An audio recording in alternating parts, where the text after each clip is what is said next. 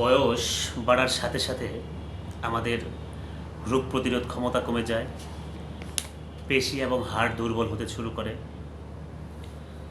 তবে সঠিক নিয়মে নিয়মিত খাবার খেলে এগুলো ধীরে ধীরে পরিবর্তন করা সম্ভব। ফাইবার এবং আঁশ সমৃদ্ধ চর্বিবিহীন প্রোটিন, ওমেগা 3, দুগ্ধ জাতীয় খাবার এগুলো শরীরকে সুস্থ রাখে। এসব খাবার হৃদরোগ এবং ক্যান্সারের ঝুঁকি কমায়, ওজন নিয়ন্ত্রণে রাখে। তাই যতই বয়স বাড়ুক, খাদ্যাভ্যাস ঠিক থাকলে জীবন হয়ে ওঠে প্রাণবন্ত এবং চঞ্চল। তো এসব খাবারের প্রথমে আমরা খাবো ফাইবার এবং আঁশ জাতীয় খাবার। ফাইবার যে শরীরের জন্য অতীব গুরুত্বপূর্ণ এটা বলার কোনো অপেক্ষা রাখে না। ফলমূল, শাকসবজি, ওটসমিল, বাদাম এবং ডাল জাতীয় খাবারে প্রচুর পরিমাণে ফাইবার থাকে। বয়স বাড়ার সঙ্গে সঙ্গে আমাদের কোষ্ঠকাঠিন্য দেখা দেয়। আঁশ জাতীয় বা ফাইবার জাতীয় খাবার খেলে এই সমস্যার সমাধান হয়। রক্তে কোলেস্টেরল এবং শর্করার মাত্রা নিয়ন্ত্রণেও এটা সহায়তা করে এই আঁশ জাতীয় খাবার বা ফাইবার জাতীয় খাবার। 51 বছর বা তার বেশি বয়সীদের জন্য প্রতিদিন 30 গ্রাম এবং নারীদের জন্য 21 গ্রাম ফাইবার জাতীয় খাবার খাওয়া উচিত। 2 নম্বরে যেটা খাবেন সেটা হচ্ছে হোল গ্রেন বা গোটা শস্য, সরাসরি শস্য জাতীয় খাবার যেগুলো। বয়স বাড়ার সাথে সাথে শরীরে ফাইবার এবং ভিটামিন বির প্রয়োজন আরও বেশি বেড়ে যায়। হোল গ্রেন বা গোটা শস্য জাতীয় খাবার যেমন লাল চাল, ওটস, গমের রুটি এই প্রয়োজন মেটাতে সহায়তা করে। ভিটামিন B6 এবং ফলিক অ্যাসিড এটা মস্তিষ্ক গঠনের জন্য বা ঠিকমতো কাজ করার জন্য এটা জরুরি। এসব ভিটামিনের ঘাটতিতে মনোযোগ বা স্মৃতিশক্তিতে প্রভাব পড়ে। এইসব গোটা শস্য জাতীয় খাবার খেলে হৃদরোগ, ক্যান্সার এবং ডায়াবেটিসের ঝুঁকি কমে। 3 নম্বরে যেটা আছে সেটা হচ্ছে বাদাম জাতীয় খাবার। তো বাদাম জাতীয় খাবারের মধ্যে আছে কাঠবাদাম, আখরোট, কাজু বাদাম, পেস্তার মতো বাদাম।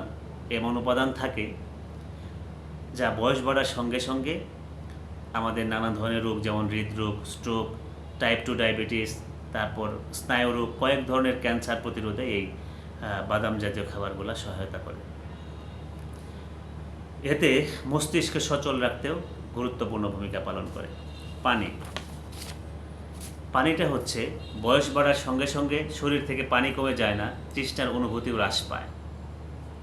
এর মানে শরীরে পানির ঘাটতি হলে তা বুঝতে সময় লাগে।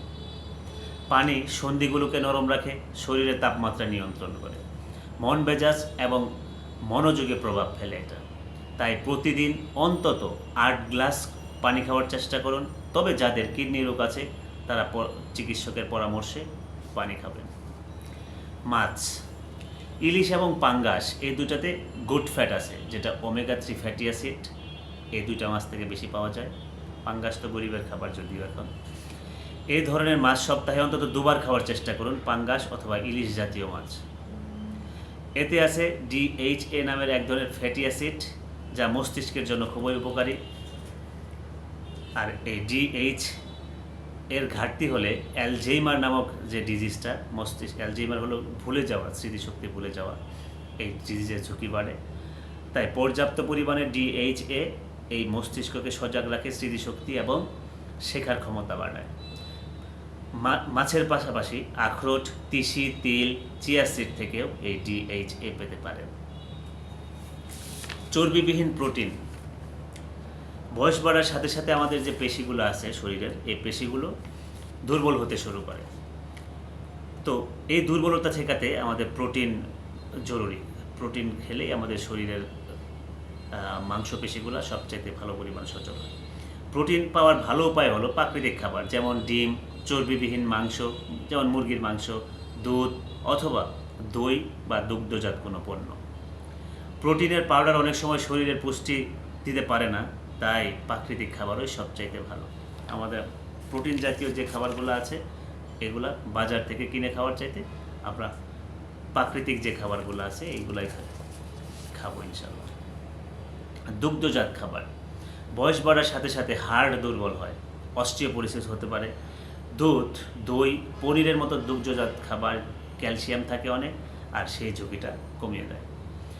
এটি কোলন ক্যান্সার এবং উচ্চ রক্তচাপের ঝুঁকি কমাতে সহায়তা করে। 50 পেরোনোর পর, বয়স 50 পেরোনোর পর প্রতিদিন 1200 মিলিগ্রাম, তার মানে 1200 মিলিগ্রাম ক্যালসিয়াম শুধু দই এবং পনির নয়, দই, সয়া দুধ, রাইস মিল্ক, ফার্টিফাইড কমলার রস আর টোফু থেকেও এই উপাদান পাওয়া যায়। লাল রং এবং কমলা রঙের ফলমূল এবং সবজি, তরমুজ, টমেটো, লাল এবং কমলা রঙের মিষ্টি মরিচে প্রচুর পরিমাণে প্রাকৃতিক যৌগ লাইকোপেন পাওয়া যায়। গবেষণায় দেখা গেছে এই লাইকোপেনযুক্ত খাবার কিছু ধরনের ক্যান্সার এবং স্ট্রোকের ঝুঁকি কমাতে সহায়তা করে। তো আমরা এই কয়েকটা বিষয় যদি আমরা মেনে চলি তাহলে আমরা সুস্থ থাকতে পারব। আর সবুজ সবজি, বয়স বাড়ার সঙ্গে সঙ্গে শরীরের রোগ প্রতিরোধ ক্ষমতা কমে যায়, তাই দরকার হয় এমন কিছু খাবার যা ইমিউনি সিস্টেমকে শক্তিশালী করে, যেমন ব্রোকলি, ফুলকপি। এই ধরনের সবজিতে প্রচুর পরিমাণে সালফেরন থাকে, যা শরীরের যে কোষগুলো আছে সেগুলোকে সক্রিয় করে তোলে। আর যা যত ধরনের বিষাক্ত উপাদান থাকে সেগুলো থেকেও শরীরকে রক্ষা করতে পারে। তাই নিয়মিত সবজি খেলে আমাদের ক্যান্সারের ঝুঁকি কমে যায়। মিষ্টি আলু, এটা আমাদের বাংলাদেশের জন্য অত্যন্ত সহজলভ্য একটা সবজি। মিষ্টি আলুতে প্রচুর পরিমাণে ভিটা ক্যারোটিন থাকে, যা শরীরে গিয়ে ভিটামিনে রূপান্তরিত হয়। এই ভিটামিন চোখ, ত্বক ভালো রাখতে সহায়তা করে, রোগ প্রতিরোধ ক্ষমতা বজায় রাখে। তবে বেশি উপকার পেতে বেগুনি রঙের যে মিষ্টি আলুটা আছে সেটা খেতে পারেন। মশলা শুধু খাবারের স্বাদ বাড়ায় না, এতে থাকা অ্যান্টিঅক্সিডেন্ট নানা ধরনের বয়সভিত্তিক রোগ থেকে শরীরকে সুরক্ষা দিতে সহায়তা করে। যেমন রসুন রক্তনালী খোলার কাজে সহায়তা করে, যাদের হার্টে ব্লক হয়ে যায় তাদের ক্ষেত্রে রসুনটা অত্যন্ত প্রয়োজনীয় একটা জিনিস। দারুচিনি কোলেস্টেরল এবং চর্বি, ট্রাইগ্লিসারাইড এগুলো কমাতে সহায়তা করে। এগুলো নিয়ে আরেকদিন আলোচনা করা যাবে। কোলেস্টেরল এবং ট্রাইগ্লিসারাইড এগুলো কী খাবার খেলে হয়, কী খাবার খেলে হয় না। আর হলুদ বিষণ্ণতা এবং আলঝেইমার ডিজিজ প্রতিরোধে সহায়তা করে। আর এছাড়া এটা ক্যান্সার প্রতিরোধকারী গুণও রয়েছে। তো আমরা যে বিষয়গুলো জানলাম এই বিষয়গুলো আমরা ভালোভাবে মেনে চলার চেষ্টা করব, যাতে আমরা সুখী, সমৃদ্ধ এবং শক্তিশালী জীবন লাভ করতে পারি। আল্লাহ আমাদের তৌফিক দান করুন।